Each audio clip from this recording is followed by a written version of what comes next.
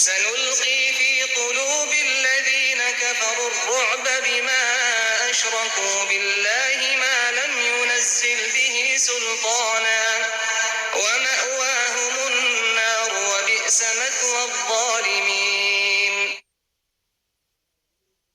സത്യനിഷേധികളുടെ ഹൃദയങ്ങളിൽ അടുത്തുതന്നെ നാം ഭയം നിറപ്പിക്കുന്നതാകുന്നു. അള്ളാഹുവിന്റെ പങ്കാളിയാണെന്നതിന് ഒരു തെളിവും ഇറങ്ങിയിട്ടില്ലാത്തതിനെ അവർ അള്ളാഹുവിന്റെ പങ്കാളികളാക്കിയതുകൊണ്ടത്രേ അത്. അവരുടെ അന്തിമ സങ്കേതം നരകമാകുന്നു.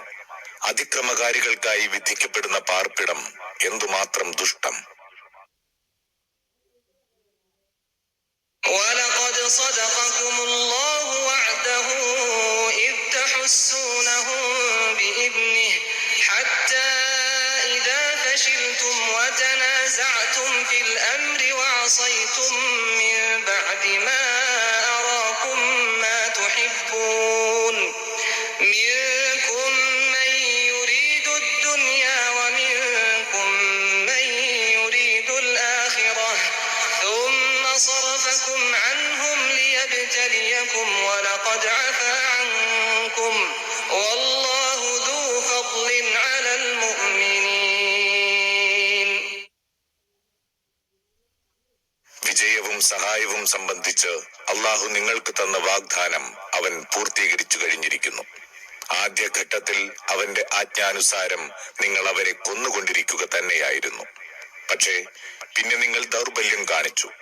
കാര്യത്തിൽ പരസ്പരം ഭിന്നിക്കുകയും നിങ്ങൾ മോഹിച്ചതിനെ, അതായത് സമരാർജിത ധനം അള്ളാഹു കാണിച്ചു തന്നതോടുകൂടി സ്വന്തം നായകനെ ധിക്കരിക്കുകയും ചെയ്തു. നിങ്ങളിൽ ചിലർ ഭൗതിക ലാഭങ്ങൾ ഉദ്ദേശിക്കുന്നവരും ചിലർ പരലോകം കാക്ഷിക്കുന്നവരും ആയതുകൊണ്ടത്രേ അതങ്ങനെ സംഭവിച്ചത്. അപ്പോൾ അള്ളാഹു സത്യനിഷേധികൾക്കെതിരിൽ നിങ്ങളെ താഴ്ത്തിക്കെട്ടി. അത് നിങ്ങളെ പരീക്ഷിക്കുന്നതിനായിരുന്നു. എന്നിട്ടും അവൻ നിങ്ങൾക്ക് മാപ്പരുളിയിരിക്കുന്നു. എന്തുകൊണ്ടെന്നാൽ അള്ളാഹു സത്യവിശ്വാസികളുടെ മേൽ വലുതായ അനുഗ്രഹമുടയവനാകുന്നു. അള്ളാഹു മാപ്പരുളിയ കാര്യം എടുത്തു പറഞ്ഞതിന്റെ താല്പര്യം ഇതാണ്. അള്ളാഹുവിന്റെ മാപ്പും വിട്ടുവീഴ്ചയും ഇല്ലായിരുന്നുവെങ്കിൽ ശത്രുക്കൾ ഉന്മൂലനം ചെയ്യുമായിരുന്നു. നിങ്ങളുടെ ഭീമമായ അബദ്ധം മൂലം അതിനു പറ്റിയ സാഹചര്യമായിരുന്നു അവർക്ക് ലഭിച്ചത്. എന്നാൽ നിങ്ങളെ ഒന്നടങ്കം പിടിച്ചുകെട്ടാനും കൊന്നു മുടിക്കാനുമുള്ള അവസരം കൈവന്നിട്ടും അവർ സ്വന്തം രക്ഷയെ മുൻനിർത്തി തിരിഞ്ഞോടിക്കളയുകയാണ് ഉണ്ടായത്. ഇത് ദൈവിക സഹായവും കാരുണ്യവുമല്ലെങ്കിൽ മറ്റെന്താണ്?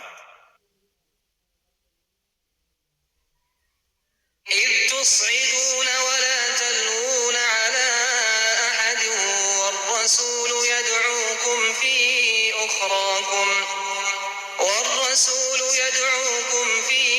أُخْرَاكُمْ فَأَثَابَكُمْ غَمًّا بِغَمٍّ لِكَيْ لَا تَحْزَنُوا عَلَى مَا فَاتَكُمْ وَلَا مَا أَصَابَكُمْ وَاللَّهُ خَبِيرٌ بِمَا تَعْمَلُونَ.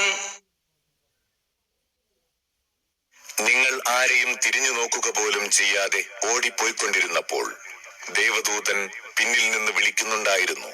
അപ്പോൾ നിങ്ങളുടെ ആ ചെയ്തിക്ക് അള്ളാഹു ദുഃഖത്തിനുമേൽ ദുഃഖം പ്രതിഫലം തന്നു. കൈവിട്ടു പോയതിനെ ചൊല്ലിയും നിങ്ങൾക്ക് ഭവിച്ച വിപത്തുകളെ ചൊല്ലിയും വ്യസനിക്കേണ്ടതില്ല എന്ന പാഠം മേലിൽ ലഭിക്കാൻ വേണ്ടി. നിങ്ങൾ ചെയ്യുന്നതിനെ കുറിച്ചൊക്കെയും അഭിജ്ഞനത്രേ അള്ളാഹു.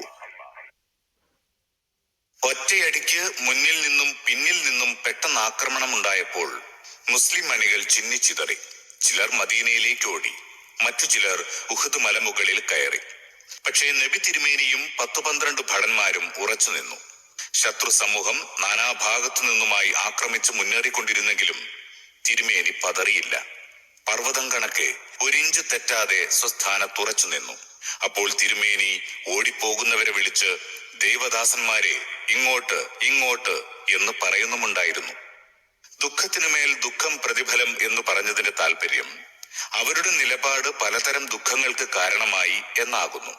പരാജയ ദുഃഖം, തിരുമേനി രക്തസാക്ഷിയായി എന്ന കിംവദന്തിയുളവാക്കിയ ദുഃഖം, ധാരാളം ആളുകൾ വധിക്കപ്പെടുകയും മുറിവേൽപ്പിക്കപ്പെടുകയും ചെയ്തതിനാലുള്ള ദുഃഖം, മദീനയിലെ മൊത്തം ജനസംഖ്യയേക്കാൾ കൂടുതൽ വരുന്ന 3000 ശത്രുഭടന്മാർ തങ്ങളുടെ ഗൃഹങ്ങളിൽ പ്രവേശിച്ച് സകലതും നശിപ്പിക്കുമോ എന്ന ഭയം.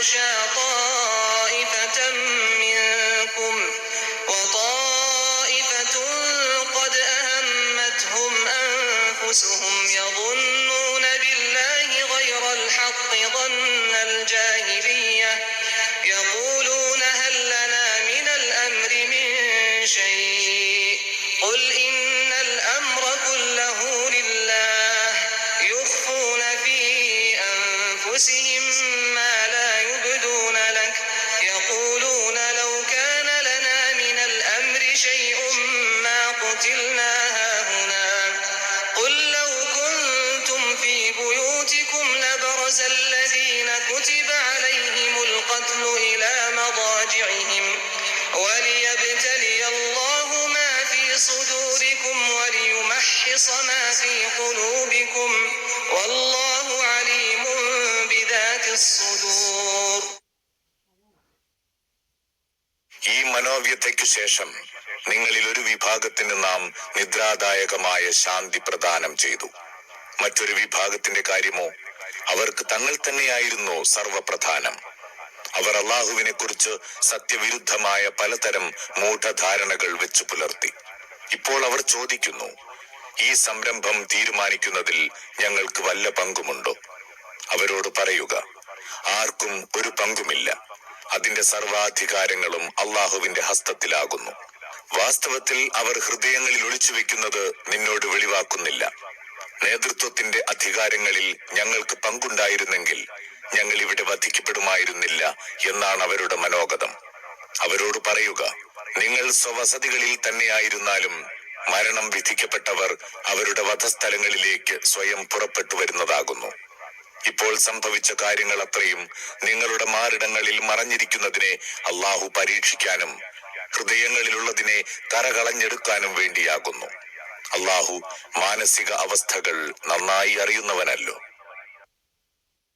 മുൻ സൂക്തത്തിൽ സൂചിപ്പിച്ച പ്രതിസന്ധി ഘട്ടത്തിൽ ഇസ്ലാമിക സേനക്കുണ്ടായ അത്ഭുതകരമായ അനുഭവമാണ് ഈ സൂക്തം പറയുന്നത്. ആ യുദ്ധത്തിൽ പങ്കെടുത്ത അബൂ തൽഹത്ത് പറയുകയാണ്, കയ്യിൽ നിന്ന് വാളുകൾ ഊരി വീഴുമാറ് ഞങ്ങളിൽ പലരെയും മയക്കവും തൂങ്ങിയുറക്കവും അടിപ്പെടുത്തുകയുണ്ടായി.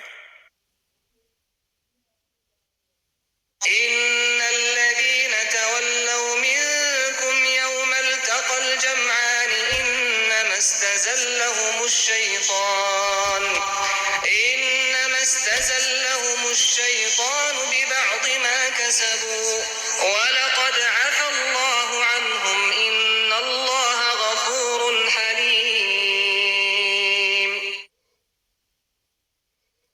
നിങ്ങളിൽ നിന്ന് യുദ്ധനാളിൽ പിന്തിരിഞ്ഞു പോയവരുണ്ടല്ലോ, ഈ വീഴ്ചയ്ക്ക് കാരണം അവരുടെ തന്നെ ചില ദൗർബല്യങ്ങളാൽ പിശാച് അവരുടെ പാദങ്ങൾ ചഞ്ചലമാക്കിയതാകുന്നു. അള്ളാഹു അവർക്ക് മാപ്പ് നൽകിയിരിക്കുന്നു.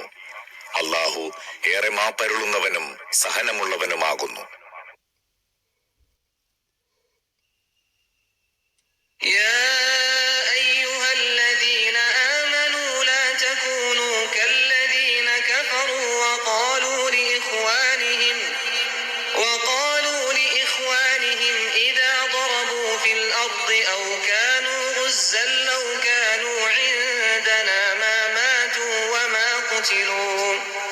ليجعل الله ذلك حسرة في قلوبهم والله يحيي ويميت والله بما تعملون بصير.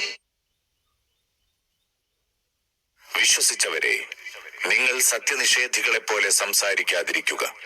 ബന്ധുമിത്രാദികൾ ഭൂമിയിൽ സഞ്ചരിക്കുകയോ യുദ്ധത്തിൽ പങ്കാളികളാവുകയോ വല്ല വിപത്തുകൾക്കും വിധേയരാവുകയോ ചെയ്താൽ അവർ പറയുന്നു, ഞങ്ങളുടെ അടുക്കൽ തന്നെ നിന്നിരുന്നുവെങ്കിൽ അവർ മരിക്കുകയോ വധിക്കപ്പെടുകയോ ചെയ്യില്ലായിരുന്നു. ഇത്തരം കാര്യങ്ങളെ അള്ളാഹു അവരുടെ ഹൃദയങ്ങൾക്ക് ദുഃഖനിമിത്തങ്ങളായി വയ്ക്കുന്നു. യഥാർത്ഥത്തിൽ ജീവിപ്പിക്കുകയും മരിപ്പിക്കുകയും ചെയ്യുന്നവൻ അള്ളാഹു മാത്രമാകുന്നു. അവൻ നിങ്ങളുടെ സമസ്ത കർമ്മങ്ങളിലും സൂക്ഷ്മദൃഷ്ടിയുള്ളവനല്ലോ. അതായത് കപടവിശ്വാസികളുടെ ഭീരുത്വപരമായ ജൽപ്പനങ്ങൾക്ക് യാഥാർത്ഥ്യവുമായി ബന്ധമില്ല. ദൈവവിധി ആർക്കും തടയാനാവില്ലെന്നതാണ് സത്യം. എന്നാൽ ദൈവവിശ്വാസമില്ലാത്തവരും എല്ലാം സ്വന്തം ആസൂത്രണങ്ങൾക്കനുസരിച്ചാണ് നടക്കുന്നതെന്ന് തെറ്റിദ്ധരിച്ചവരുമായ ആളുകൾക്ക് അത്തരം അനുമാനങ്ങൾ ദുഃഖഭാരമായി തീരുക സ്വാഭാവികമാണ്. ഇങ്ങനെയായിരുന്നെങ്കിൽ അങ്ങനെ സംഭവിക്കില്ലായിരുന്നു എന്നിങ്ങനെ അവർ കൈമലർത്തും.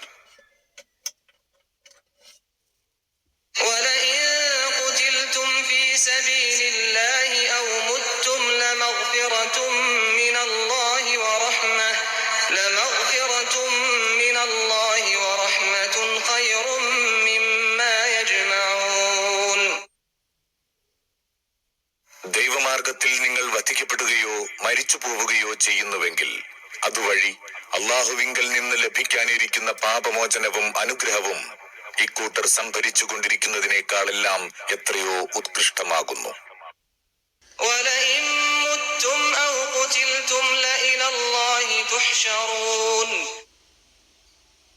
മരണപ്പെടട്ടെ, വധിക്കപ്പെടട്ടെ, രണ്ടായാലും നിങ്ങൾക്കൊക്കെ തിരിച്ചു ചെല്ലാനുള്ളത് അള്ളാഹുവിങ്കലേക്ക് തന്നെ.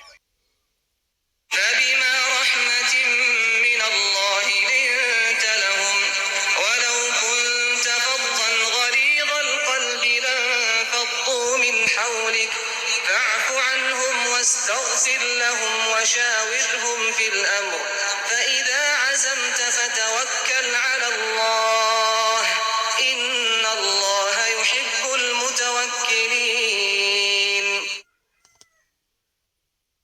പ്രവാചക, നിന്റെ സൗമ്യശീലം അള്ളാഹുവിങ്കൽ നിന്നുള്ള മഹത്തായ അനുഗ്രഹമാകുന്നു. കഠിനഹൃദയനായ പരുഷപ്രകൃതനുമായിരുന്നുവെങ്കിൽ നിന്റെ ചുറ്റുനിന്നും അവരെല്ലാം പിരിഞ്ഞു പോയതു തന്നെ.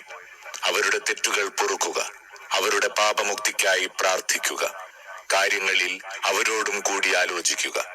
എന്നിട്ട് തീരുമാനമെടുത്തു കഴിഞ്ഞാൽ അള്ളാഹുവിൽ ഭരമേൽപ്പിക്കുക.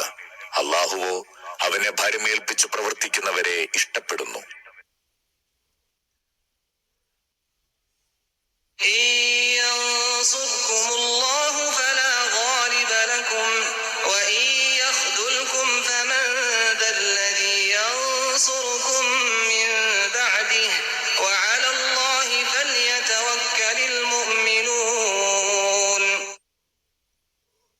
അള്ളാഹു തുണയ്ക്കുന്നുവെങ്കിൽ പിന്നെ നിങ്ങളെ അതിജയിക്കുന്ന ഒരു ശക്തിയുമില്ല.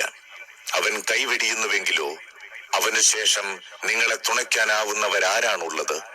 അതിനാൽ സത്യവിശ്വാസികളൊക്കെയും അള്ളാഹുവിൽ തന്നെ ഭരമേൽപ്പിച്ചു കൊള്ളട്ടെ.